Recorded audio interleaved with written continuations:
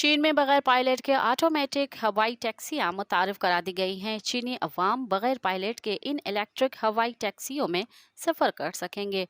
आलमी media reports के मुताबिक चीन में ई हैंग नामी कंपनी दुनिया की पहली कंपनी बन गई है जिसने मुसाफिरों को ले जाने वाली पहली ऑटोमेटिक हवाई टैक्सियों का सर्टिफिकेट हासिल कर लिया है।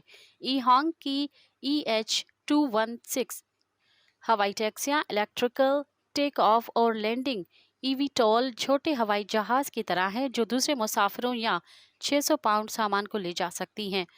वो 16 इलेक्ट्रिक रूटर से चलती हैं और 80 मील फी घंटा की रफ्तार और 18 मील तक की दूरी पर परवाज करने की सलाहियत रखती हैं।